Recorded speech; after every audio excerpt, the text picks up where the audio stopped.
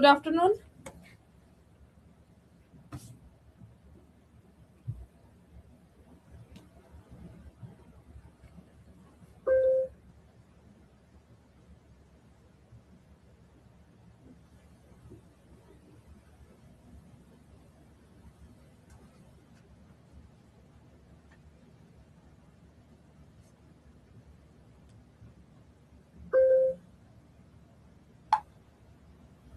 Thirty soil আর ভেজিটেশনের class পেয়েছো? ওকে, আমি এখান থেকে জানিয়ে দিয়েছিলাম যে ক্লাসটা হয়ে গেছে। ক্লাসটা দেখে নিও, ক্লাসে যদি কোনো ডাউট থাকে তাহলে আমাকে জানিও, ঠিক আছে? ক্লাসে যদি কোনো ডাউট থাকে তাহলে আমাকে জানিও। সয়েল আর ভেজিটেশনের ক্লাসের মধ্যে কোনো ডাউট যদি হয় আমাকে জানিও, ঠিক আছে?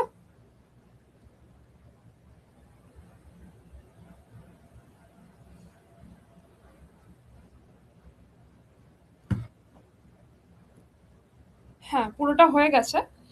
আমি একটা জিনিস একটু এক্সট্রা করাবো। আমার নর্মালি শেষ, মানে তোমাদের যতটা থেকে প্রশ্ন আসতে পারে সেটা আমার হয়ে গেছে। বাট আমি তোমাদের একটা জিনিস এক্সট্রা করিয়ে দেবো। যেদিনকে আমার মিসলেনিয়াস ক্লাসটা রয়েছে ওই দিনকে আমি সয়েল ইরোশনের পোর্শনটা একটুখানি করিয়ে দেবো। ওটা আমার মনে হচ্ছিল যে ওটা একটু করালে বেটার। তো নর্মালি আমি করাই না, কিন্তু যেহেতু তোমাদের এসএসসি রয়েছে তাই জন্য ওই পোর্শনটা একটু এক্সট্রা করে করিয়ে দেবো। মিসলেনিয়াসের ক্লাসের দিন করাবো। আজকে যদি টাইম পেয়ে যাই আজকেও করে দিতে পারি, ঠিক আছে? ভেজিটেশন পুরোটা শেষ। আগের ক্লাসগুলো শুধু ইংলিশ পিডিএফ দিয়েছেন ইমা, তাই? ইংলিশের পাশে কোনো বাংলা নেই? ইংলিশের পাশে কোনো বাংলা নেই?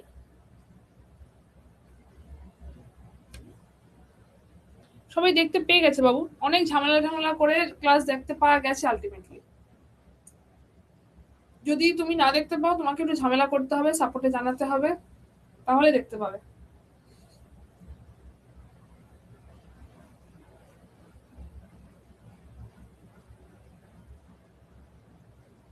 যদি 31 তারিখ না 31 ক্লাস না দেখতে পাও তাহলে একবার সাপোর্টে জানাও, আমি ক্লাস করিয়েছি, লোকজন ক্লাস দেখতেও পেয়েছে, একবার সাপোর্টে জানাও। হ্যাঁ, আর একটা এক্সট্রা ক্লাস আছে, আরো একটা এক্সট্রা ক্লাস আছে, একটা মিসটেনিয়াস ক্লাসও আছে। আমি তোমাদের জন্য অনেকগুলো এক্সট্রা ক্লাস নিয়েছিলাম। আরো একটা এক্সট্রা ক্লাস আছে, আরো একটা মিসটেনিয়াস ক্লাস আছে, তো আমি ওটা করিয়ে দেবো ওটাতে, ঠিক আছে? আর যারা দেখতে পাওনি তারা একটু দেখে নিও, আর যারা দেখতে পেয়েছো দেখে কি কোনো প্রশ্ন আছে?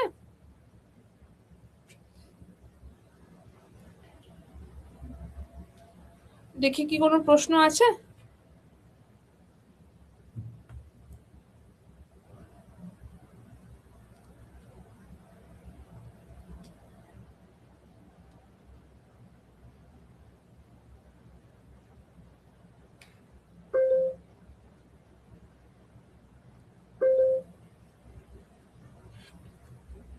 দেখতে পাওনি একটুখানি ফোন করতে হবে।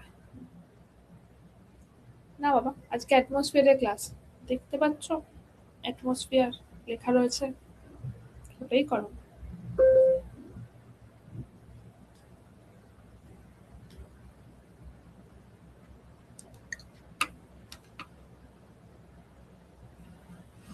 ঠিক আছে, চলো স্টার্ট করা যাক ক্লাস। ক্লাসে পিপিটিতে কিরকম আছে দেখাচ্ছি। এই যেগুলো দেখতে পাচ্ছ সেগুলো ইংলিশে লেখা রয়েছে, এগুলো যেগুলো লেখা রয়েছে সেগুলো ইংলিশে। বাবু আমি ক্লাসগুলো করিয়েছি, তুমি যদি না দেখতে পাও তোমাকে একটু ভালো করে খুঁজতে হবে এবং সাপোর্টে জানাতে হবে। তুমি পাওনি, ওটা লুকোচুরি খেলছে তোমার সাথে, তুমি একটুখানি খোঁজো ভালো করে, নিশ্চয়ই পেয়ে যাবে, ঠিক আছে? একটু খোঁজো, নাহলে সাপোর্টকে বলো, সাপোর্ট তোমার জন্য খুঁজে দেবে। এখান থেকে এটা বাংলাতে রয়েছে, ঠিক আছে? এই পোর্শনটা এত পর্যন্ত ইংলিশে রয়েছে, এখান থেকে এটা বাংলাতে রয়েছে। তুই ইংলিশ বাংলা দুটোতে মধ্যে পেয়ে যাবে, ওকে? হ্যাঁ, পিডিএফটা ইংলিশে দিয়েছি আমি শুনলাম। পিডিএফটাকে জাস্ট আমি একটাই পিডিএফ দিয়েছি, আর এরপর আশেপাশে কোনো পিডিএফ দিইনি। তাহলে আমি আরেকবার দিয়ে দেবো পিডিএফটা, মানে আমি মানে পাশে কি কোনো বেঙ্গলি পিডিএফ ছিল নাকি শুধু একটাই পিডিএফ ছিল? তাহলে ঠিক আছে, বেঙ্গলিতে অ্যাড করে দেবো, ওটা হয়তো আমার মিস হয়ে গেছে, বেঙ্গলিতে অ্যাড করে দেবো, ওকে? 31 মে 4টে ক্লাস নিয়েছি, 4টে।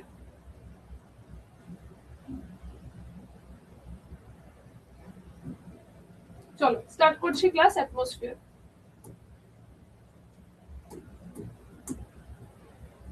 পিছনে বাংলা আছে, দেখে নিয়েছো? পিছনে বাংলা আছে, স্টার্ট করছি। থ্যাংক ইউ শালি, থ্যাংক ইউ।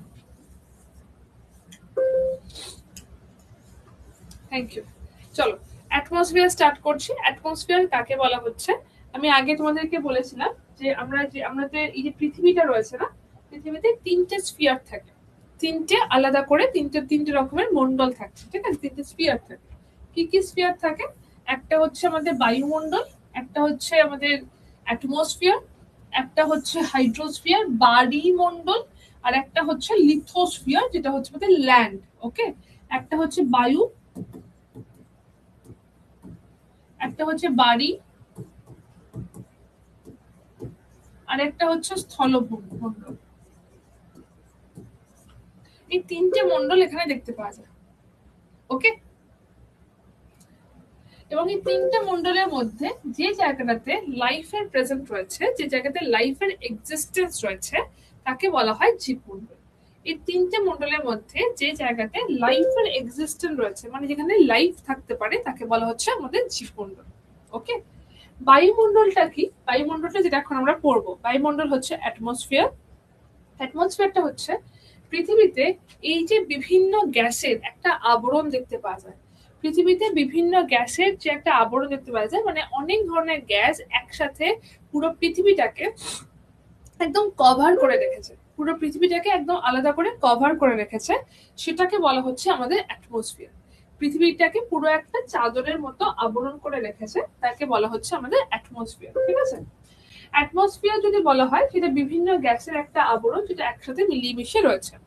অ্যাটমসফিয়ারিক প্রেশারও হয়ে থাকে। অ্যাটমসফিয়ারিক প্রেশার কথাটার মানে হচ্ছে, অ্যাটমসফিয়ারিক প্রেশার কথাটার মানে হচ্ছে আমাদের বায়ুমণ্ডলের যে চাপ। দেখো, এই যে বায়ুটা, সেটা পৃথিবী থেকে বেরিয়ে চলে যাচ্ছে না কেন?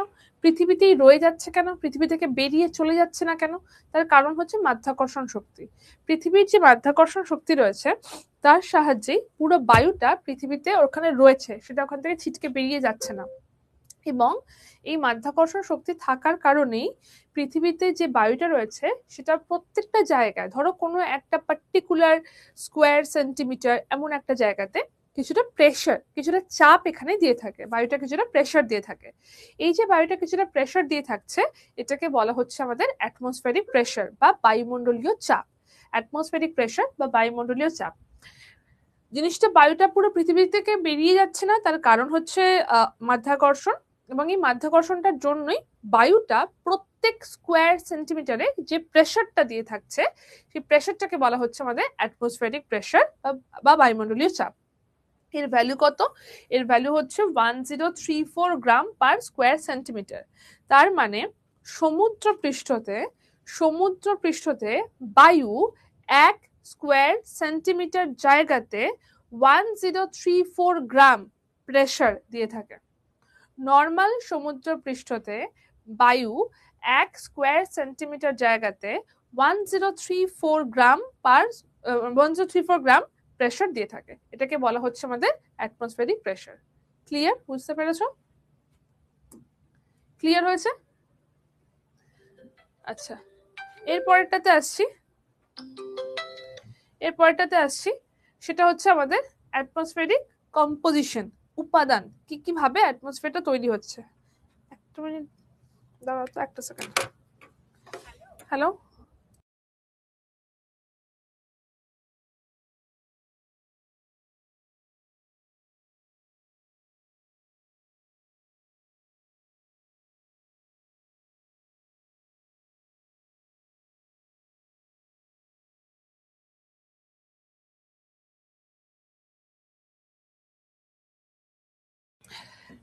চলো পরেরটা হচ্ছে অ্যাটমসফেরিক কম্পোজিশন। অ্যাটমসফেরিক কম্পোজিশন কাকে বলা হচ্ছে? বায়ুতে যে গ্যাসগুলো থাকছে, বায়ুতে বিভিন্ন ধরনের গ্যাস একসাথে মিলিয়ে মিশে থাকে। বায়ুতে কোনো একটা পার্টিকুলার গ্যাস থাকে না। বায়ুতে বিভিন্ন ধরনের গ্যাস মিলিয়ে মিশে এক জায়গায় অবস্থান করছে। এবং এই এত ধরনের গ্যাস মিলিয়ে মিশে অবস্থান করার জন্য বায়ুটাতে এইরকম টাইপের হয়ে থাকে। তো বায়ুতে কি কি ধরনের গ্যাস থাকছে, মেন কি গ্যাস থাকছে? বায়ুতে মেন গ্যাস যদি বলা হয়, সেটা থাকছে নাইট্রোজেন। নাইট্রোজেন থাকছে 78%। বায়ুতে নাইট্রোজেনের পরিমাণ 78%। সব থেকে বেশি যে গ্যাসটা থাকে সেটা হচ্ছে নাইট্রোজেন। নাইট্রোজেন থাকছে সব থেকে বেশি, তারপর থাকছে অক্সিজেন। নাইট্রোজেন এবং অক্সিজেন মিলে বায়ুমণ্ডলে 99% গ্যাস হয়ে থাকে। নাইট্রোজেন এবং অক্সিজেন মিলে বায়ুমণ্ডলে 99% হয়ে থাকে। বাকি 1%-এ সমস্ত কিছু থাকে, আর্গন, কার্বন ডাই অক্সাইড, নিয়ন, হিলিয়াম, হাইড্রোজেন, বাকি সমস্ত গ্যাস এই 1%-এর মধ্যে থাকে।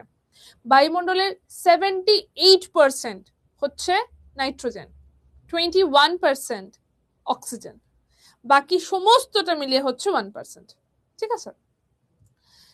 আচ্ছা, এর পরেরটা হচ্ছে অ্যারোসোল। অ্যারোসোল কাকে বলে? আমরা বায়ুমণ্ডল বলতে শুধু বুঝি যে বায়ুতে কিছু বায়ু এখানে ভাসমান অবস্থায় রয়েছে, কিছু গ্যাস এখানে ভাসমান অবস্থায় রয়েছে, এটাই বুঝি। এটা বেসিক্যালি নয়।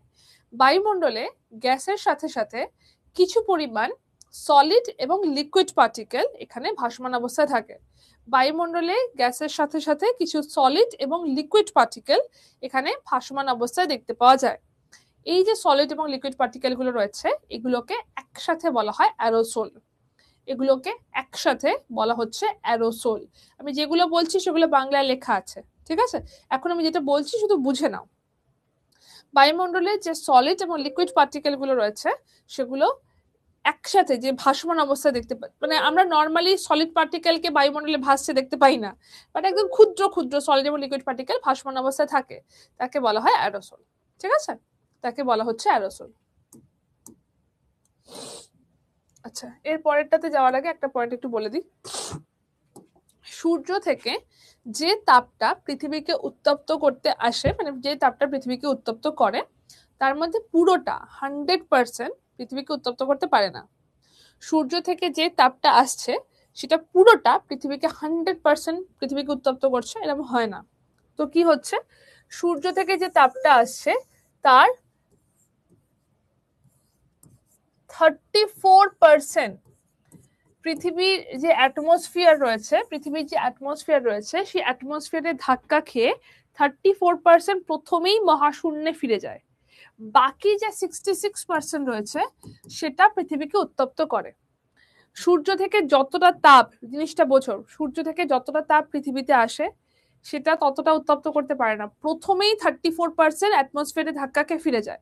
তো ওই 34%টা যদি আসতো তাহলে আমাদের কি অবস্থা হতো? তো প্রথমেই 34% মহাশূন্যে ধাক্কা খেয়ে পৃথিবীতে ফিরে যাচ্ছে। এই 34%টাকে বলা হচ্ছে অ্যালবেডো। এই 34%টাকে বলা হচ্ছে অ্যালবেডো। ঠিক আছে? যেটা প্রথমেই এতে অ্যাটমসফিয়ারে ধাক্কা খেয়ে মহাশূন্যে ফিরে যাচ্ছে। আর বাকি যে 66% রয়েছে যেটা পৃথিবীকে উত্তপ্ত করছে তাকে বলা হচ্ছে কার্যকারী সৌরশক্তি।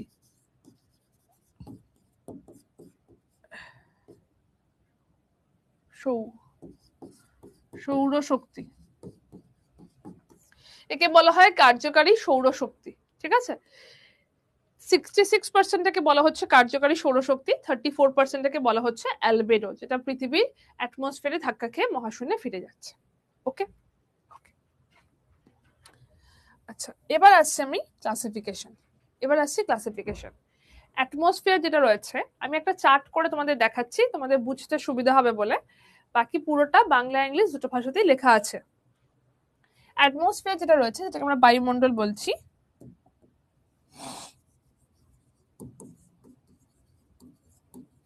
বায়ুমণ্ডল যেটা রয়েছে সেটাকে দুটো ভাগে ভাগ করা যায়। কি কি ভাগে ভাগ করা যায়? একটা প্রথম হচ্ছে উপাদানের উপর বেস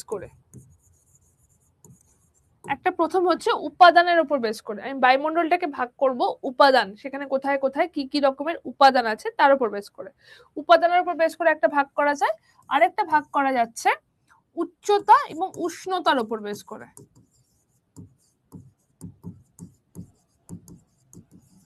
একটা ভাগ হচ্ছে উচ্চতা এবং উষ্ণতার উপর বেস করে। তো বায়ুমণ্ডলকে দুটো ভাগে ভাগ করা যাচ্ছে। প্রথম ভাগটা হয়ে যাচ্ছে আমাদের উপাদানের উপর বেস করে, সেকেন্ড ভাগটা হচ্ছে উচ্চতা এবং উষ্ণতার উপর বেস করে। দুটো ভাগে এটাকে ভাগ করা হচ্ছে। উপাদানের উপর বেস করে যে ভাগটা করা হয় সেখানে দুটো মণ্ডল রয়েছে, দুটো ভাগ রয়েছে। একটা হচ্ছে হোমোস্ফিয়ার, যেটাকে বলা হয় সমমণ্ডল, আমি বাংলাতেই লিখছি, ইংলিশ টার্মটা হচ্ছে হোমোস্ফিয়ার, এটাকে বলা হচ্ছে সমমণ্ডল। এটাকে বলা হচ্ছে সমমণ্ডল। আর একটা হচ্ছে হেটেরোস্ফিয়ার, আর একটাকে বলা হয় হেটেরোস্ফিয়ার, যেটাকে বলা হয় বিষমমণ্ডল। আর একটাকে বলা হচ্ছে হেটেরোস্ফিয়ার, যাকে বলা হচ্ছে বিষমমণ্ডল। একটা হচ্ছে সমমণ্ডল, একটা হচ্ছে বিষমমণ্ডল, দুটো ভাগে ভাগ করা যায়। একদম আস্তে আস্তে শান্তভাবে বলছি, শুনে নাও, তাহলে এক্ষুনি পড়াটা মুখস্থ হয়ে যাবে। দুটো ভাগে ভাগ করা যাচ্ছে উপাদানের উপর বেস করে। আমি এক্ষুনি বললাম যে কোথায় কোথায় কিরকম উপাদান থাকে, সব থেকে বেশি নাইট্রোজেন, তারপর অক্সিজেন, তারপর বাকিগুলো, এইগুলো, এইটা হচ্ছে উপাদান। এই উপাদানের উপর বেস করে দু রকম ভাগে ভাগ করা যাচ্ছে, একটা হচ্ছে সমমণ্ডল, একটা হচ্ছে বিষমমণ্ডল। সমমণ্ডলটা বেসিক্যালি ভূপৃষ্ঠ থেকে অ্যাপ্রক্সিমেটলি 100 কিলোমিটার উচ্চতা পর্যন্ত যে জায়গাটা, সেটা হচ্ছে সমমণ্ডল। ভূপৃষ্ঠ থেকে অ্যাপ্রক্সিমেটলি যেটা 100 কিলোমিটার পর্যন্ত উচ্চতা রয়েছে, সেই জায়গাটাকে বলা হচ্ছে সমমণ্ডল। ঠিক আছে? আর যে জায়গাটা আমাদের গ্রেটার দেন 100 কিলোমিটার, তাহলে সেটা হয়ে যাচ্ছে আমাদের গ্রেটার দেন 100 কিলোমিটার হলে সেটা হয়ে যাচ্ছে আমাদের বিষমমণ্ডল। এবার এটাকে কাকে বলা হয়?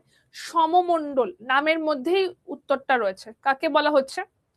যে জায়গাটাতে বায়ুর উপাদানের পরিমাণগুলো সমানভাবে বা নর্মাল যে অনুপাতে থাকার কথা, সেই অনুপাতেই থাকে। বায়ুর যে জায়গাটাতে, বায়ুমণ্ডলের যে স্থানে বায়ুর উপাদানগুলো যে অনুপাতে যে পরিমাণে থাকার কথা, সেই অনুপাতে সেই পরিমাণেই থাকে, তখন তাকে বলা হচ্ছে আমাদের সমমণ্ডল। তখন তাকে বলা হচ্ছে সমমণ্ডল। যে অনুপাতে যে পরিমাণে থাকার কথা, সেই অনুপাতে সেই পরিমাণেই থাকে, তাকে বলা হচ্ছে সমমণ্ডল। ঠিক আছে? এবং বিষমমণ্ডলটা কি? আমরা এই এই সমমণ্ডলের মধ্যেই রয়েছি, 0 থেকে 100 কিলোমিটারের মধ্যেই আমরা রয়েছি, তো এখানে আমরা রয়েছি। বিষমমণ্ডলটা কি? বায়ুমণ্ডলের উপাদানগুলো যে অনুপাতে যে পরিমাণে থাকার কথা, সেই অনুপাতে সেই পরিমাণে থাকে না। যে অনুপাতে যে পরিমাণে থাকার কথা, সেই অনুপাতে সেই পরিমাণে সেখানে থাকছে না, তাই তাকে বলা হয় বিষমমণ্ডল, হেটারোস্ফিয়ার। সমমণ্ডল মানে হচ্ছে হোমোস্ফিয়ার, হেটারোস্ফিয়ার হচ্ছে বিষমমণ্ডল। যে অনুপাতে যে পরিমাণে থাকার কথা, সেই অনুপাতে সেই পরিমাণে থাকে না। ঠিক আছে?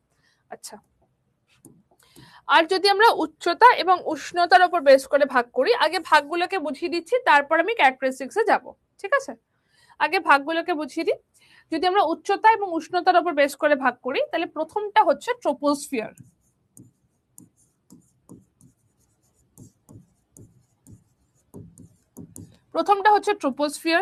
তারপর হচ্ছে স্ট্র্যাটোস্ফিয়ার,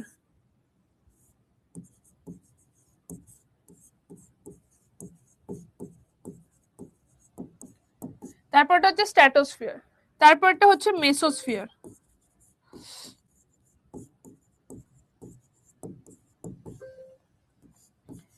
তারপরটা হচ্ছে থার্মোস্ফিয়ার।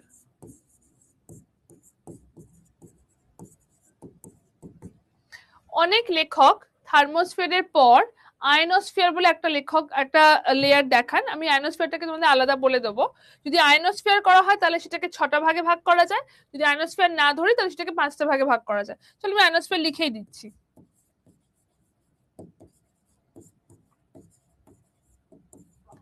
আয়নোস্ফিয়ার, আর একটা হচ্ছে এক্সোস্ফিয়ার।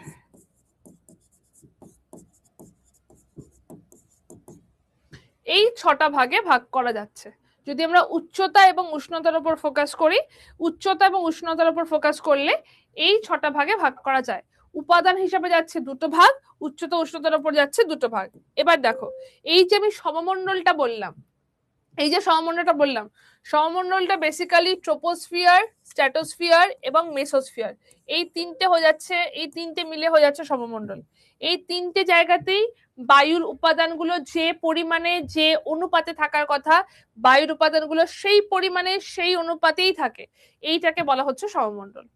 আমি এদের ক্যারেক্টারিস্টিক্স গুলো ডেফিনেটলি আলাদা ভাবে বলবো।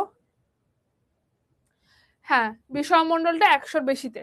ট্রোপোস্ফিয়ার, স্ট্র্যাটোস্ফিয়ার, মেসোস্ফিয়ার, এই জায়গাটাই হচ্ছে অ্যাপ্রক্সিমেটলি ভূপৃষ্ঠ থেকে 100 কিলোমিটার উচ্চতা পর্যন্ত, এই জায়গাটাই হচ্ছে সমমণ্ডল। এই জায়গাটাতেই উপাদানগুলো যে পরিমাণে যে অনুপাতে থাকার কথা সেই পরিমাণে সেই অনুপাতেই থাকে, এটাকে বলা হচ্ছে সহমণ্ডল। ঠিক আছে, বিষমণ্ডল যদি বলা হয় তাহলে এর উপরের যে পোর্শনটা সেটা হয়ে যাচ্ছে বিষমণ্ডল। এখানে উপাদানগুলো যে পরিমাণে যে অনুপাতে থাকার কথা সেই পরিমাণে সেই অনুপাতে থাকে না, এটা হচ্ছে আমাদের বিষমণ্ডল। এইটুকু ক্লিয়ার? এবার আমি বাকি এগুলোর ক্যারেক্টারিস্টিক্স ধরে ধরে বলবো। এইটুকু ক্লিয়ার?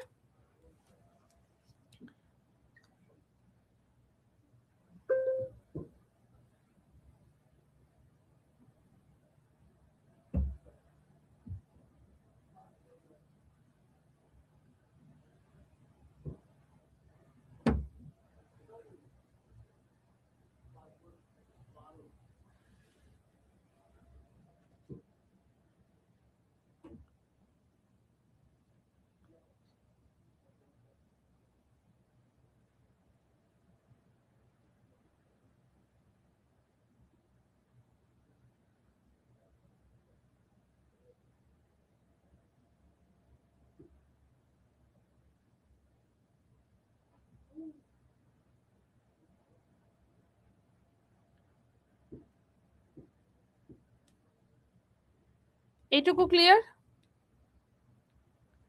এখান থেকে কিভাবে প্রশ্ন আসে ডিরেক্ট? হ্যাঁ আসে, প্লেন কোন স্তরে ওঠে আসে, সেগুলোতে আসবো, সেগুলোতে আসবো। ক্লিয়ার না? মুছি লেখা হয়ে গেছে? মুছি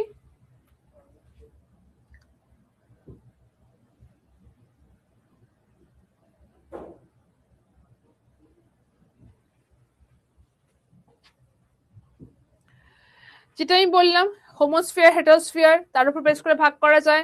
এটা হচ্ছে টেম্পারেচার হাইটের উপর বেস করে এই ভাগে ভাগ করা যাচ্ছে। হোমোস্ফিয়ার মানে কাকে বলা হচ্ছে? যেখানে আমাদের ট্রোপোস্ফিয়ার, স্ট্র্যাটোস্ফিয়ার, মেসোস্ফিয়ার থাকছে, উপাদানগুলো যে অনুপাতে থাকার কথা সেই অনুপাতেই থাকছে, সেটা হচ্ছে হোমোস্ফিয়ার। আর এটা হচ্ছে হেটারোস্ফিয়ার, যেটাকে আমাদের উপাদানগুলো সেই অনুপাতে থাকছে না। হেটারোস্ফিয়ার হচ্ছে থার্মোস্ফিয়ারের উপর থেকে সেই পোর্শনটা হয়ে যাচ্ছে হেটারোস্ফিয়ার, যেটা আমি এতক্ষণ ধরে বললাম সেটা এখানে লেখা রয়েছে। এর পরেরটাতে আসছি আমরা, based on the height and temperature, উচ্চতা এবং উষ্ণতার উপর বেস করে যে ভাগটা করা যায়। এখান থেকে আমাদের মেইন প্রশ্নগুলো আসে। একদম প্রথম ভাগটা হয়ে যাচ্ছে আমাদের ট্রোপোস্ফিয়ার। একদম প্রথম যে ভাগটা হচ্ছে সেটা হচ্ছে ট্রোপোস্ফিয়ার। ভূপৃষ্ঠ থেকে ট্রোপোস্ফিয়ারের ক্যারেক্টারিস্টিক্সে যাচ্ছি, ঠিক আছে? এই ক্যারেক্টারিস্টিক্স গুলোতে যাচ্ছি। লোকেশনটাকে দেখে নাও, তারপর আমি এক একটা ধরে বলবো। ভূপৃষ্ঠ থেকে নিরক্ষীয় অঞ্চলে, যদি মনে করো লিখবে লিখে রাখতে পারো, আমি পিপিটিতে দিয়ে দেবো, পিডিএফ এ দিয়ে দেবো। যদি না আসে আমি কেন করাচ্ছি বাবু? যদি নাই আসে আমি কেন করাবো? ভূপৃষ্ঠ থেকে যদি নিরক্ষীয় অঞ্চল বলা হয়, নিরক্ষীয় অঞ্চলে 18 কিলোমিটার উচ্চতা পর্যন্ত, লিখতে চাইলে লিখে রাখতে পারো। যদি ভূপৃষ্ঠ থেকে নিরক্ষীয় অঞ্চল বলা হয় সেখানে 18 কিলোমিটার উচ্চতা পর্যন্ত, এবং যদি মেরু অঞ্চল বলা হয়, মেরু অঞ্চলে টোটাল 8 কিলোমিটার উচ্চতা পর্যন্ত আমাদের ট্রোপোস্ফিয়ার দেখতে পাওয়া যায়। নিরক্ষীয় অঞ্চলে 18 কিলোমিটার উচ্চতা পর্যন্ত, মেরু অঞ্চলে 8 কিলোমিটার উচ্চতা পর্যন্ত আমাদের এইটা দেখতে পাওয়া যায়। ঠিক আছে, এখানে কি কি ক্যারেক্টারিস্টিক্স রয়েছে? প্রথমত, এখানে উচ্চতা বৃদ্ধির সাথে সাথে, উচ্চতা বৃদ্ধির সাথে সাথে এখানে টেম্পারেচার হ্রাস পায়। যদি কিছু ইম্পর্টেন্ট না হয় আমি সেটা বলে দেবো, এটা ইম্পর্টেন্ট নয়, এটা পড়ো না, আমি বলে দিই। যেগুলো বাকি আমি বলছি সেগুলো ইম্পর্টেন্ট বলে বলছি, সেগুলো তোমাদের পরীক্ষায় আসে তাই বলছি। ওকে, তো যেগুলো ইম্পর্টেন্ট নয় সেটা আমি আলাদা করে মেনশন করে দিই যে এটা লাগবে না, তোমরা একটু আমার ক্লাসগুলো খেয়াল করবে। তো এখন আমি যেটা বলছি সেটা ইম্পর্টেন্ট বলে বলছি, জাস্ট গল্প করছি না, তো একটু কনসেন্ট্রেট। ওকে, চলো। যদি বলা হয় যে ভূপৃষ্ঠ থেকে প্রথম ক্যারেক্টারিস্টিক্স কি, ট্রোপোস্ফিয়ারে, ট্রোপোস্ফিয়ারে প্রথম ক্যারেক্টারিস্টিক্স কি? প্রথম হচ্ছে এখানে উচ্চতা বৃদ্ধির সাথে সাথে টেম্পারেচার কমে যায়। যত এখানে উচ্চতা বৃদ্ধি হয় তত টেম্পারেচার কমে যায়। ট্রোপোস্ফিয়ারের প্রথম ক্যারেক্টারিস্টিক্স, ফার্স্ট আমি উচ্চতা বলেছি, যেটা এখানে প্রশ্ন আসে যে নিরক্ষীয় অঞ্চলে 18 কিলোমিটার, মেরু অঞ্চলে 8 কিলোমিটার পর্যন্ত বিস্তৃত। সেকেন্ড পয়েন্ট বলছি, এখানে একটা বৈশিষ্ট্য হচ্ছে এখানে ল্যাপস রেট দেখতে পাওয়া যায়, এটাকে বলা হয় ল্যাপস রেট। এটাকে বলা হয় ল্যাপসেট। ল্যাপসেট মানে কি, মানে উচ্চতা যদি 1 কিলোমিটার বৃদ্ধি পায়, উচ্চতা যদি 1 কিলোমিটার বৃদ্ধি পায়, টেম্পারেচার 6.5 ডিগ্রি সেন্টিগ্রেড হারে কমে যায়। টেম্পারেচার 6.5 ডিগ্রি সেন্টিগ্রেড হারে কমে যায়, এটাকে বলা হয় ল্যাপসেট। প্রশ্ন আসে ল্যাপসেটের টেম্পারেচার কত কমে যায়, ল্যাপসেট কোথায় দেখতে পাওয়া যায়, এই ধরনের প্রশ্ন এখান থেকে আসে। উচ্চতা যদি 1 কিলোমিটার বাড়ে, ধরো তুমি দার্জিলিং এবং জলপাইগুড়িতে আছো, দুটো অলমোস্ট একই অক্ষাংশে রয়েছে, বা সেই একই অক্ষাংশে হওয়া সত্ত্বেও দার্জিলিং অনেক বেশি ঠান্ডা। কেন? কারণ দার্জিলিং পাহাড়ের মাথায় অবস্থিত, উচ্চতা বেড়েছে, টেম্পারেচার কমেছে। ঠিক আছে, তো এখানে প্রথম বৈশিষ্ট্য হচ্ছে ল্যাপসেট দেখতে পাওয়া যায়। যত উপর দিকে ওঠা হবে, যত পাহাড়ের মাথার উপর আমরা উঠবো, তত টেম্পারেচার ফল করবে। ওকে, ফার্স্ট ক্যারেক্টারিস্টিক্স। সেকেন্ড হচ্ছে এখানে ইনভার্সন অফ টেম্পারেচার, বৈপরীত্য উত্তাপ দেখতে পাওয়া যায়। এখানে ইনভার্সন অফ টেম্পারেচার, বৈপরীত্য উত্তাপ দেখতে পাওয়া যায়। আগে বলেও ছিলাম, এখনো বলছি, 6.4 ডিগ্রি সেন্টিগ্রেড হারে ল্যাপসেটটা কমে, সেটা আমি আমার সারা জীবন 6.4 ডিগ্রি সেন্টিগ্রেড হারেই পড়েছিলাম। এনসিআরটি 6.5 ডিগ্রি করে দিয়েছে, এখন রিসেন্ট এনসিআরটি 6.5 ডিগ্রি করেছে। এনসিআরটি থেকে ওপরে কোনো কিছু হতে পারে না ভারতবর্ষে, তাই এনসিআরটির কথা অনুযায়ী 6.5। আমি এতদিন ধরে 6.4 পড়েছিলাম, বাট এনসিআরটি 6.5 লিখেছে, তো তোমাদের 6.5ই পড়তে হবে। ওকে,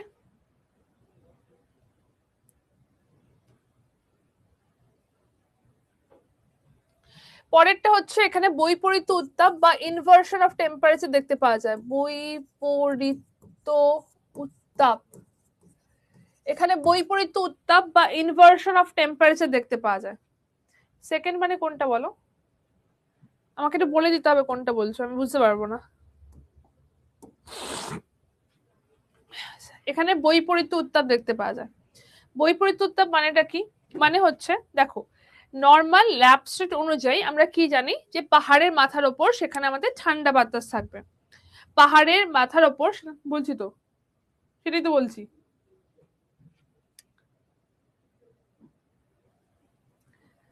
শুনে নাও, বলি, শুনে নিলে তো জিজ্ঞাসাই থাকবে না, বলার আগেই বলছে ওটা কি বললেন, ওটা কি বলবেন, ওটা কি বলবেন সেটা এখন বলুন। দাঁড়াও ভাই, বলতে তো দাও। নর্মাল কি হচ্ছে বলো, পাহাড়ের মাথার ওপর আমাদের ঠান্ডা বাতাস থাকার কথা। বৈপরীত্য মানে কি, বিপরীত মানে কি, বিপরীত মানে কি,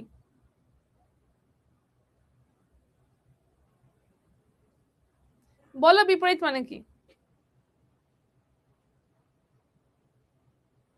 অপোজিট, উল্টো, যা হওয়ার কথা তার উল্টো হয়, যেটা হওয়ার কথা তার উল্টো হয়। এইটাই। চলো, নর্মাল এখানে কি হওয়ার কথা, এই জায়গাতে আমাদের কোল্ড ওয়াটার, কোল্ড উইন্ড থাকার কথা। পাহাড়ের মাথার ওপর, পাহাড়ের মাথার ওপর কোল্ড উইন্ড থাকার কথা, এবং পাদদেশীয় অঞ্চলে আমাদের হট উইন্ড থাকার কথা। দিস ইজ নর্মাল, এটাই আমি এক্ষুনি বললাম। এটা ধরে নাও জলপাইগুড়ি, এটা হচ্ছে দার্জিলিং, দিস ইজ নর্মাল, এরকমই হওয়ার কথা। বাট শীতকালে রাতের বেলা, শীতকালে একদম রাতের দিকে কি হয়, কোল্ড উইন্ড না খুব হেভি হয়, কোল্ড উইন্ড খুব ভারী হয়ে থাকে। তো ভারী জিনিস মাধ্যাকর্ষণের জন্য আরো বেশি তাকে টানবে, ভারী হলে মাধ্যাকর্ষণ শক্তির জন্য সেটাকে আরো বেশি টানা হবে, তাই তো। তো কোল্ড উইন্ডটা কি হয়, কোল্ড উইন্ডটা শীতকালের রাতের বেলা, যেহেতু এটা অপেক্ষাকৃত অনেকটা ভারী, এটা পাহাড়ের ঢাল বরাবর নেমে আসে, পাহাড়ের ঢাল বরাবর এটা আস্তে আস্তে নেমে আসে। এবং এই যে হট উইন্ডটা, হট উইন্ড কি হয়, হট উইন্ড মানে সেটা এক্সপ্যান্ড করে যাচ্ছে, সেটা হালকা হয়ে থাকে, ওটা অনেক বেশি হেভি, এটা অনেক বেশি হালকা হয়ে থাকে। তো ওই জায়গাটা যেহেতু ফাঁকা হয়ে যাচ্ছে, ওই জায়গাটাকে কভার করার জন্য হট উইন্ডটা এটা দিয়ে এইভাবে উঠতে থাকে। এবং ভোর রাতের দিকে দেখতে পাওয়া যায় যে এই জায়গাতে এসে গেছে আমাদের হট উইন্ড, এই জায়গাতে এসে গেছে আমাদের কোল্ড উইন্ড, যেটা অ্যাকচুয়াল কন্ডিশনের রিভার্স।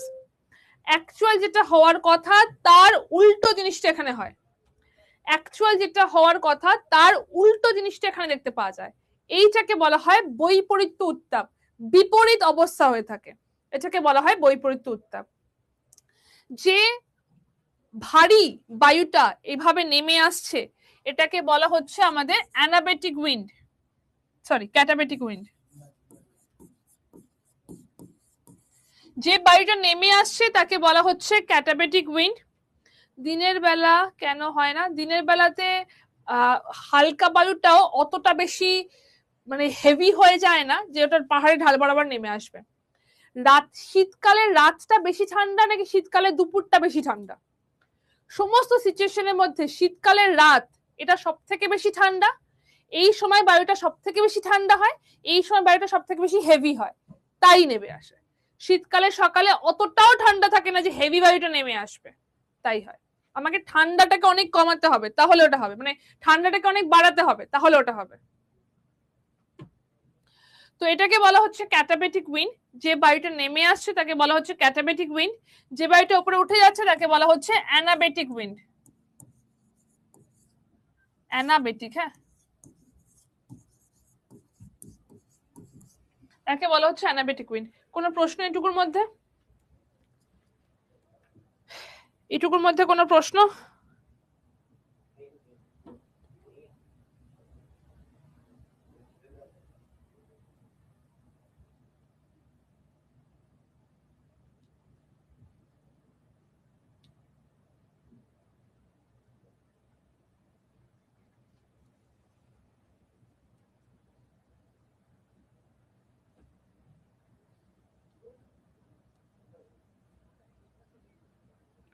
লেন্থটা দুটোর আলাদা কেন? আমি এখানে কোনো লেন্থের কথা বলেছি? কোনটা লেন্থের কথা বলেছি?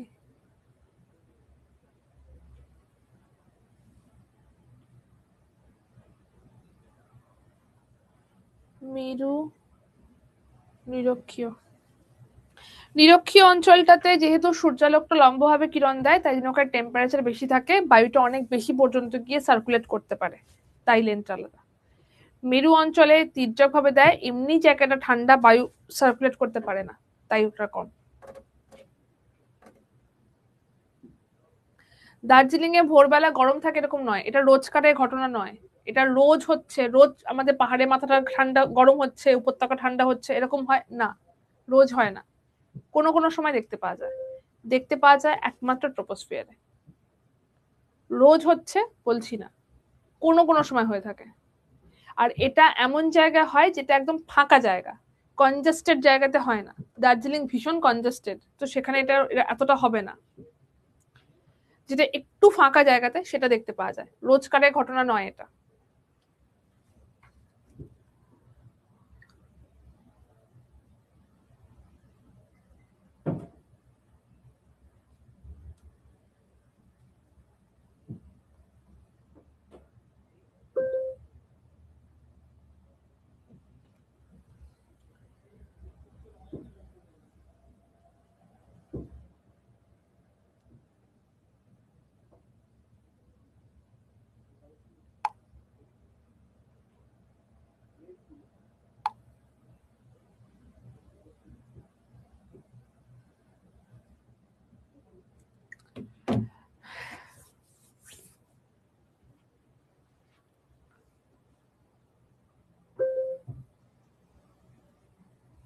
হ্যাঁ, ল্যাপস রেট কনস্ট্যান্ট। ম্যাম কি তাহলে গরমের সময় উল্টো হয়? না বাবা, তোমরা এত বেশি ভেবো না, তোমরা শুধু ভাবো যে এটা হয়, এটা একটা বৈশিষ্ট্য। তোমাদের এখান থেকে প্রশ্ন আসতে পারে ক্যাটাবেটিক উইন্ড কাকে বলে, অ্যানাবেটিক উইন্ড কাকে বলে, বৈপরীত্য উত্তাপ কোথায় দেখতে পাওয়া যায়, কোন মন্ডলে দেখতে পাওয়া যায়। এই তিনটে বাইরে কোনো প্রশ্ন আসবে না। এরপর তোমরা কি এটা ভাবতে চেও না যে ওখানে কেন টেম্পারেচারটা 1 ডিগ্রি বেশি, এখানে কেন কম, কেন আমার দুপুরবেলা এটা হচ্ছে, কেন সকালবেলা এটা হচ্ছে, এই ভাবতেই চেও না। তাহলে মাথার উপর চাপ পড়ে যাবে, ওটাকে ছেড়ে দাও, শুধু এটাকে জেনে রাখো, তাহলেই চলবে। ওকে, এটা নর্মালি যখন প্রচন্ড ঠান্ডা হয়ে থাকে সেই সময় এটা দেখতে পাওয়া যায়, ব্যাস। আর এটা গরমের সময় হওয়ার কোনো জায়গা নেই, এটা শীতকালের জিনিস।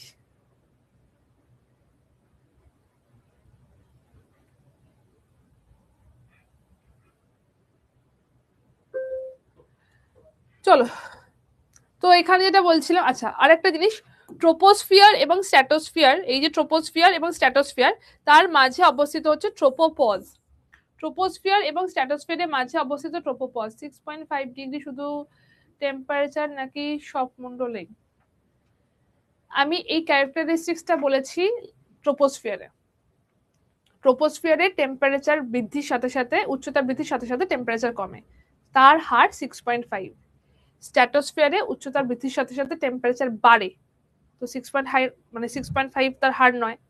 আবার যখন মেসোস্ফিয়ার হয় তখন আবার টেম্পারেচার বৃদ্ধির সাথে সাথে, মানে উচ্চতা বৃদ্ধির সাথে সাথে আবার টেম্পারেচার কমে, এটা অল্টারনেট ওয়েতে হয়। এখন যেটা আমি বলছি সেটা ট্রোপোস্ফিয়ার। তোমাদের পরীক্ষাতে ল্যাপসেট বলতে ট্রোপোস্ফিয়ার থেকেই হবে, বাকি স্ট্র্যাটোস্ফিয়ারে হয় ইনভার্স ল্যাপসেট, ওটাকে ইনভার্স ল্যাপসেট বলা হয়। উচ্চতা বৃদ্ধির সাথে সাথে টেম্পারেচারও বৃদ্ধি পায়, ইনভার্স হয়, ওটা ইনভার্স ল্যাপসেট, তার রেট আলাদা, সেটা আমাদের সিলেবাসেও নেই। এখানে গিয়ে আবার ল্যাপসেট হয়, ঠিক আছে? এবং এখানকার রেটটার পরিমাণ আরো বেশি, উচ্চতা বৃদ্ধির সাথে টেম্পারেচার আরো অনেক লেভেলে ফল করে। ট্রোপোস্ফিয়ার এবং স্ট্র্যাটোস্ফিয়ারের মাঝে অবস্থিত হচ্ছে ট্রোপোপজ। ট্রোপোস্ফিয়ার এবং স্ট্র্যাটোস্ফিয়ারের মাঝে অবস্থিত হচ্ছে ট্রোপোপজ। ট্রোপোপজ এমন একটা জায়গা যেটাকে ট্রানজিশনাল জোন বলা যেতে পারে।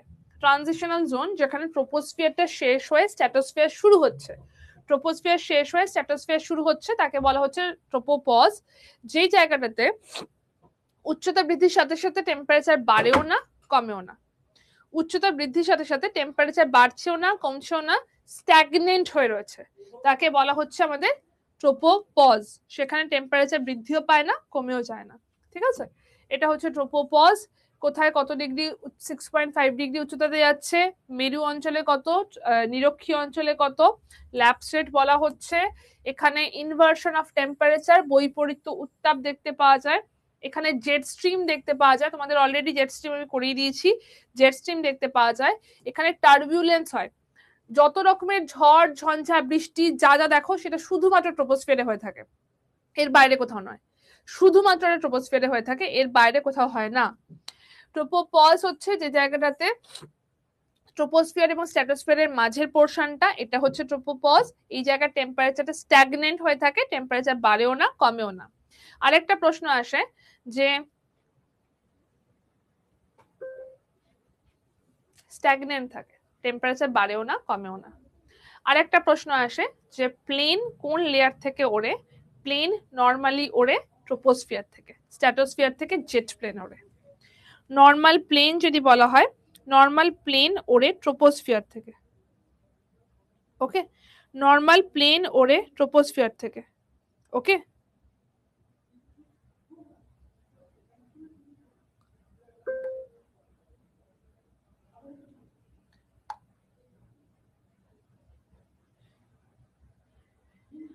নর্মালি ধরো আমরা প্লেনের মধ্যে গেলে ওখানে বলে না টার্বুলেন্স হচ্ছে, মেঘ রয়েছে, ওয়েদার খারাপ। এই যে ওয়েদার খারাপ, এই জিনিসটা ট্রোপোস্ফিয়ারের বাইরে কোথাও হয় না।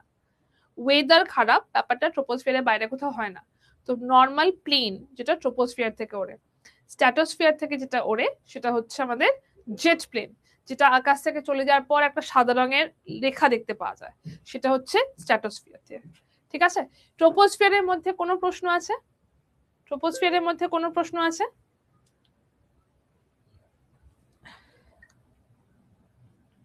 পুরো ট্রোপোস্ফিয়ারের মধ্যে কোনো প্রশ্ন?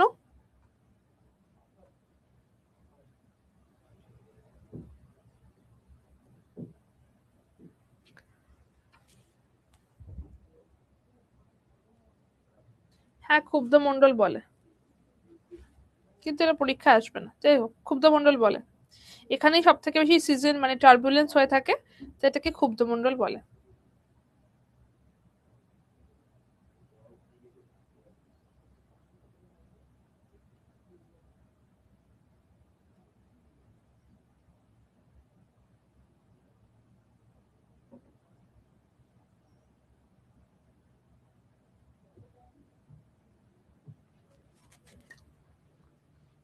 না, ট্রোপোস্ফিয়ারে জেট প্লেন যায় না, জেট প্লেন স্ট্র্যাটোস্ফিয়ার থেকে যায়। ট্রোপোস্ফিয়ারের উপরের যে পোর্শনটা মানে অ্যাপ্রক্সিমেটলি 18 কিলোমিটার থেকে অ্যাপ্রক্সিমেটলি 18 কিলোমিটার থেকে, যেটা 60 কিলোমিটার, 50 টু 60 কিলোমিটার, এখানে আমি 50 দিয়েছি, বাট তুমি 50 টু 60 বলতে পারো, 50 টু 60 কিলোমিটার পর্যন্ত সেটা হয়ে যাচ্ছে আমাদের স্ট্র্যাটোস্ফিয়ার। আমি যেটুকু বলছি সেটুকুতে ফোকাস করো তাহলেই হবে। আর এখানে আমি বাংলাটা দিয়েও রেখেছি, ঠিক আছে, এখানে বাংলাটা দেওয়া আছে। ট্রোপোস্ফিয়ারের গুরুত্ব কি, ট্রোপোস্ফিয়ারের গুরুত্ব কি, তাপমাত্রার বৈপরীত্য অবস্থা বলতে কি বোঝানো হয়, অ্যালবেডো কাকে বলে, সমস্ত জিনিসগুলো এখানে দেওয়া রয়েছে। এখন আমি যেটা বলছি সেটাকে একটুখানি ফোকাস করো তাহলে এটা হয়ে যাবে, ওকে। আর এর থেকে বেশি কিছু লাগবে না। স্ট্র্যাটোস্ফিয়ারের কথা বলছি। স্ট্র্যাটোস্ফিয়ার হচ্ছে ওই 18 কিলোমিটার থেকে একেবারে 50 কিলোমিটার পর্যন্ত, 50 বা 60 কিলোমিটার পর্যন্ত এই জায়গাটাকে বলা হচ্ছে, প্রচুর ঝড় বৃষ্টি হয় বললে যেটা ওঠে না। ট্রোপোস্ফিয়ারের লেন্থ আমাদের জেনারেল কোশ্চেনে কোনটা লিখবো, অপশনের কাছাকাছি থাকবে। ট্রোপোস্ফিয়ারের লেন্থ জিজ্ঞেস করলে সেটা নিরক্ষীয় অঞ্চলই নর্মালি জিজ্ঞেস করার কথা। যদি মেরু অঞ্চল করে বলে দেবে মেরু অঞ্চলে কত, নিরক্ষীয় অঞ্চলে কত, আদারওয়াইজ নর্মাল বললে সেটা নিরক্ষীয় অঞ্চল জিজ্ঞেস করা হবে। স্ট্র্যাটোস্ফিয়ার যদি বলা হয়, স্ট্র্যাটোস্ফিয়ার হচ্ছে ট্রোপোস্ফিয়ারের উপরে যে 60 কিলোমিটার পর্যন্ত উচ্চতা, সেটা হচ্ছে স্ট্র্যাটোস্ফিয়ার। এখানে উচ্চতা বৃদ্ধির সাথে সাথে টেম্পারেচার বৃদ্ধি পায়। এই জায়গাতে রিভার্স ল্যাপ্রেট হয়ে থাকে, উচ্চতা বৃদ্ধির সাথে সাথে টেম্পারেচার এখানে বৃদ্ধি পেয়ে থাকে। এবং এই জায়গাতে আপার স্ট্র্যাটোস্ফিয়ার রিজিয়ন মানে 30 টু 60 কিলোমিটার উচ্চতাতে, 30 টু 60 কিলোমিটার উচ্চতাতে এই জায়গাটাকে বলা হচ্ছে আমাদের ওজোনোস্ফিয়ার। এই জায়গাটাকে বলা হয় ওজোনোস্ফিয়ার। আপার স্ট্র্যাটোস্ফিয়ার রিজিয়নে এই জায়গাটাকে বলা হচ্ছে ওজোনোস্ফিয়ার। কেন ওজোনোস্ফিয়ার বলা হচ্ছে? এই জায়গাতে ওজোন মলিকিউলের প্রাচুর্য অনেক বেশি থাকে। এই জায়গাটাতে ওজোন মলিকিউলের প্রাচুর্য অনেক বেশি থাকে, যেটা কি করছে, যেটা সূর্য থেকে যে অতি বেগুনি রশ্মি আসছে সেটাকে প্রতিহত করে পৃথিবীতে একটা প্রোটেকশন এখানে নিয়ে আসছে। তাই এটাকে বলা হচ্ছে ওজোনোস্ফিয়ার। এটাকে কেমোস্ফিয়ারও বলা হয়। কেন কেমোস্ফিয়ার বলা হয়? কারণ এখানে কেমিক্যাল অ্যাক্টিভিটিও খুব বেশি হয়। এই যে ওজোনটা ভেঙে একটা পুরো একটা আলাদা লেয়ার করছে, এইখানে কেমিক্যাল অ্যাক্টিভিটি অনেক বেশি হয়, তাই এটাকে কেমোস্ফিয়ার বলা হয়। এবং যেহেতু এখানে কেমিক্যাল অ্যাক্টিভিটি অনেক বেশি হচ্ছে, তাই এটা এখানকার টেম্পারেচারও 5 ডিগ্রি মতো বেশি থাকে। এখানকার টেম্পারেচার 5 ডিগ্রি মতো বেশি থাকে। তো এটা হয়ে যাচ্ছে 30 টু 60 কিলোমিটার উচ্চতাতে। এই জায়গাটাতে একমাত্র জেট প্লেন যেগুলো থাকে, সেই জেট প্লেন গুলো এই অঞ্চলে চলে, জেট এয়ারক্রাফট যেগুলো সেটা এখানে চলে। এই জায়গাটাতে উচ্চতা বৃদ্ধির সাথে সাথে টেম্পারেচার বৃদ্ধি পাচ্ছে, ব্যাস, আর কিছু লাগবে না, আর কিছু এখানে লাগবে না। পরেরটাতে এসো, জাস্ট যেখান থেকে প্রশ্ন আসতে পারে আমি তোমাদের সেই পয়েন্ট গুলো বলছি, বাকি পুরোটা তোমরা পিডিএফ এ পেয়ে যাবে, বাট তোমাদের যেখান থেকে পয়েন্ট বলছি সেটা এখানে রয়েছে। ল্যাপস্টেটের বাংলাটা আমার এই মুহূর্তে মনে নেই, আমি যখন পড়াচ্ছিলাম তখনই মনে করার চেষ্টা করলাম, বাট আমার এই মুহূর্তে মনে পড়ছে না ল্যাপস্টেটের বাংলাটা কাকে বলে। যদি কেউ জানো তাহলে একটুখানি আমাকে বলে দাও, আদারওয়াইজ আমাকে কালকে দেখে এসে বলতে হবে। এই মুহূর্তে মনে নেই ল্যাপস্টেটের বাংলাটা কি। কোনো টার্ম আছে কিনা আদেও সেটাও আমি জানি না, মানে ওটাকে ল্যাপস্টেটই তো আমি জানতাম, বাট কোনো আলাদা টার্ম আছে কিনা আমি জানি না, আমাকে দেখেই বলতে হবে।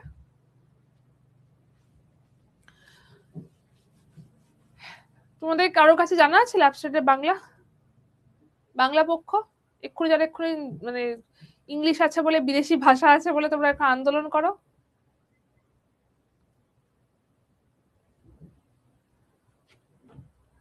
উষ্ণতা হ্রাসের হার, আচ্ছা, উষ্ণতা হ্রাসের হার।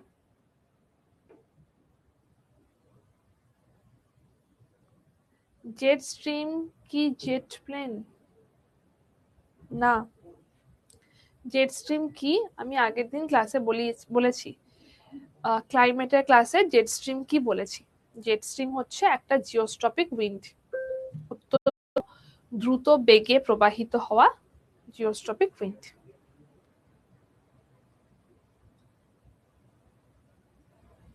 কি বিলুপ্তির হার? বিলুপ্তির হার কি করে হতে পারে ভাই? গুগল করো না। ওটা ল্যাপস মানে ভেবেছে যে বিলুপ্তি হয়ে গেছে, না, ওটা বিলুপ্তির হার নয়। বুঝতেই পেরেছি, গুগল করো না, বিলুপ্তির হার নয় ওটা।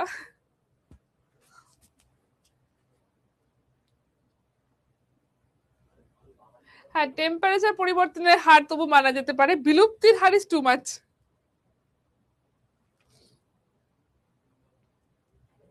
উষ্ণতা হ্রাসের স্বাভাবিক হার, গুড। চলো বাদ দাও, আমরা পরে কালকে দেখে নেবো এক্স্যাক্টলি মানেটা, বা তোমরা ল্যাব সেটই মনে রাখো, সেটা ইজি।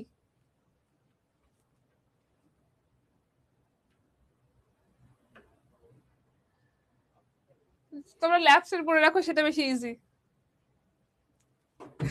চলো পরেরটাতে আসছি।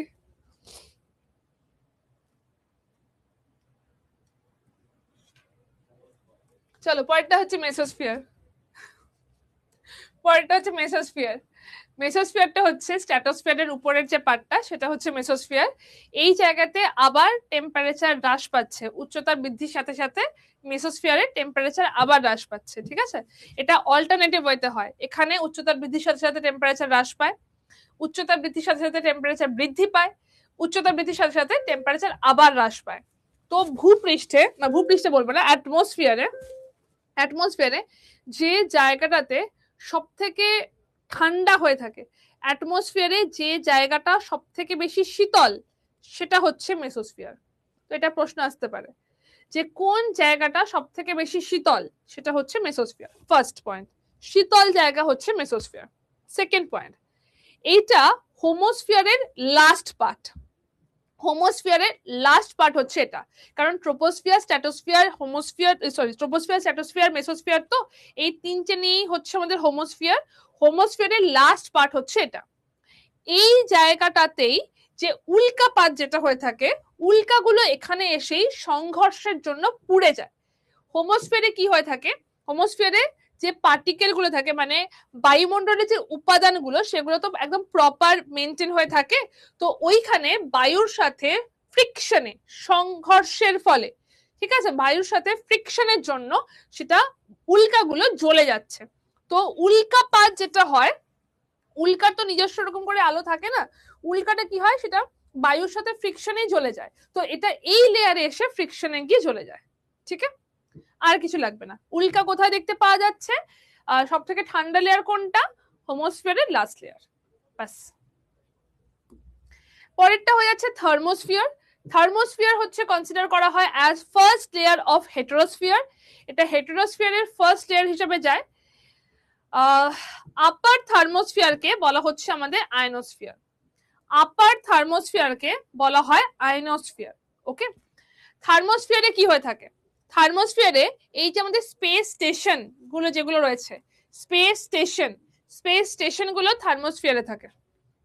ওকে, বায়ুমণ্ডলের থার্মোস্ফিয়ারে স্পেস স্টেশন গুলো থাকে, ফার্স্ট পয়েন্ট। সেকেন্ড হচ্ছে বেতার তরঙ্গগুলো কোন লেয়ার দিয়ে প্রতিফলিত হয়? প্রথম উত্তর হচ্ছে আয়নোস্ফিয়ার। বেতার তরঙ্গ কোন লেয়ার থেকে প্রতিফলিত হয়? প্রথম উত্তর আয়নোস্ফিয়ার। আয়নোস্ফিয়ার না থাকলে তখন হচ্ছে থার্মোস্ফিয়ার। আয়নোস্ফিয়ার যদি অপশনের মধ্যে না পাই, তাহলে থার্মোস্ফিয়ার করব। বেতার তরঙ্গ এখান থেকে প্রতিফলিত হচ্ছে। ওকে, ব্যাস, আর কিছু নেই।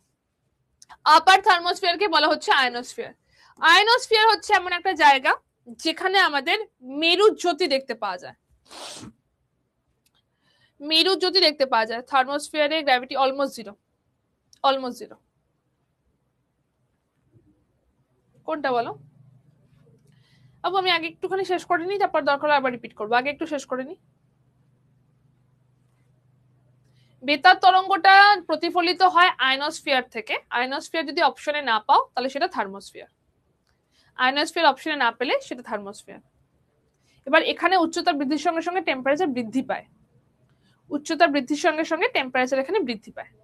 এটা অ্যাপ্রক্সিমেটলি 400 কিলোমিটার উচ্চতা পর্যন্ত থার্মোস্ফিয়ার বা আয়নোস্ফিয়ার রয়েছে। এখানে টেম্পারেচার অনেক বেশি। এই জায়গাতে কি হচ্ছে?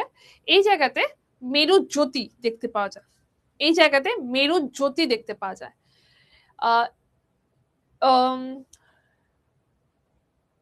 নামটাই মনে পড়ছে না।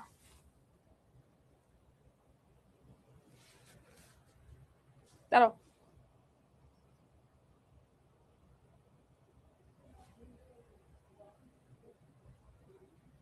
নর্দার্ন লাইট যেখানে হচ্ছে,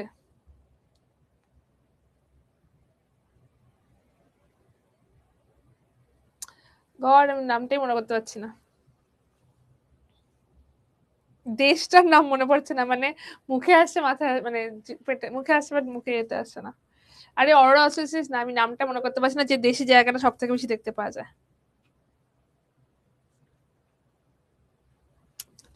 নরওয়ে। ওহ, নরওয়ে। আমি নরওয়ে নামটাই মনে করতে পারছি না এতক্ষণ ধরে। নরওয়ে।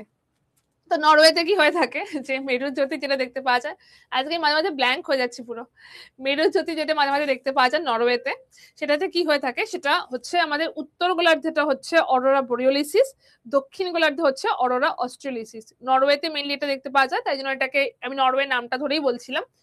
অরোরা বোরিওলিসিস হচ্ছে এটা নরওয়েতে দেখতে পাওয়া যাচ্ছে, দক্ষিণ গোলার্ধে হচ্ছে অরোরা অস্ট্রেলিসিস। এই জিনিসটা কি হয়ে থাকে, এই জিনিসটা বেসিক্যালি এরকম নয় যে আমি আজকে নরওয়ে চলে যাচ্ছি, আমি আজকেতে গিয়ে প্রচুর আমরা মেরুজ্যোতি দেখতে পাবো, এরকম নয়। এটা ডিপেন্ড করে, এন্ড ইট ডিপেন্ডস অন সৌরঝড়। সৌরঝড়ের ওপরে ডিপেন্ড করে। সৌরঝড়ে কি হচ্ছে, সৌরঝড় যখন হয়, সূর্য থেকে অনেক চার্জ পার্টিকেল সেটা পৃথিবীর দিকে আসতে থাকে। সূর্য থেকে অনেক চার্জ পার্টিকেল পৃথিবীর দিকে আসতে থাকে, এবং সেটা পৃথিবীর দুটো মেরুতে, যেহেতু মেরুতে আমাদের মানে কি বলবো, এই শক্তিটা অনেক বেশি থাকে, মানে আকর্ষণ শক্তিটা অনেক বেশি থাকছে, সেই চার্জ পার্টিকেল গুলো এসে পৃথিবীর দুটো মেরুতে কনসেন্ট্রেট করে, এবং ওই চার্জ পার্টিকেল গুলো পৃথিবীর ওই মেরুতে থাকা অন্য অন্য যে পার্টিকেল গুলো রয়েছে সেগুলোকেও চার্জ করে দেয়। মানে ধরো অক্সিজেন, হাইড্রোজেন, নাইট্রোজেন, এগুলোকেও চার্জ করে দেয়। এগুলোকে চার্জ করে দেওয়ার জন্য ওই চার্জ পার্টিকেল থেকে লাইট এমিট করতে থাকে, লাইট ঠিকরে বেরোতে থাকে, তাই জন্য আমরা মেরুজ্যোতি দেখতে পাই। এবং এই পুরোটা ডিপেন্ড করে সৌরঝড়ের ওপর। সৌরঝড় যদি হয় তাহলে আমার মেরুজ্যোতি হবে, যদি না হয় তাহলে হবে না। ওকে ওকে ম্যাগনেটিক ফিল্ডের জন্য মেনলি হয়ে থাকে, কারণ এই দুটো জায়গাতে ম্যাগনেটিক ফিল্ডটা সব থেকে বেশি, আকর্ষণ করার ক্ষমতাটা সব থেকে বেশি থাকছে। তো এই কারণে দুটো মেরুতে ওই চার্জ পার্টিকেল গুলো দুটো মেরুতে আসে, এবং দুটো মেরুতে চার্জ পার্টিকেল গুলো অন্যান্য পার্টিকেল গুলোকে চার্জ করে দেয়, সেখান থেকে লাইট ইমিট করতে থাকে। ওকে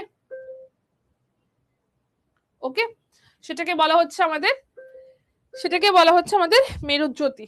ওকে, আর একদম লাস্ট লেয়ারটা, এটা হচ্ছে exosphere. It is considered as space, এটাকে আউটার স্পেস হিসেবে কনসিডার করা হয়।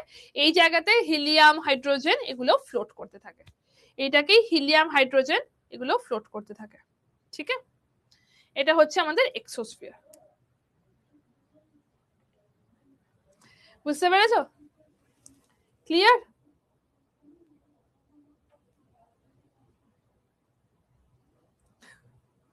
ক্লিয়ার? আমি নরওয়ে নামটা কি মনে করতে পারছিলাম না, অনেক কিছু মনে করছে, এন দিয়ে নাম, এই নাম, ওই নাম, নরওয়ে নামটাই মনে করতে পারছি। তোর ক্লাস বুঝতে পেরেছো? দাঁড়িয়ে যাও, 2 মিনিট দাঁড়িয়ে ছেড়ে দিচ্ছি। ক্লিয়ার? ডাউট আছে? একবার পড়ে নিও বাবু, ঠিক আছে? যদি ডাউট থাকে তাহলে কালকে আমাকে বলো, একবার পড়ে নিও, ডাউট থাকলে। কাল তো নেই, পরশু আমাকে বলো। আর শিডিউলে দেওয়া আছে, একবার দেখে নিও, আমার মনে নেই কবে, অল্টারনেটিভ ডেতে হচ্ছে এখন, তো শিডিউলে দেওয়া আছে আমার এক্সট্রা ক্লাসটা কবে। আমার একটা এক্সট্রা ক্লাস আছে, একটা মিসলেনিয়াস আছে, তো একবার দেখে নিও, শিডিউলে দেওয়া আছে। ঠিক আছে, চলো টাটা। কাল তো হচ্ছে না, পরশু দেখা হচ্ছে। টাটা।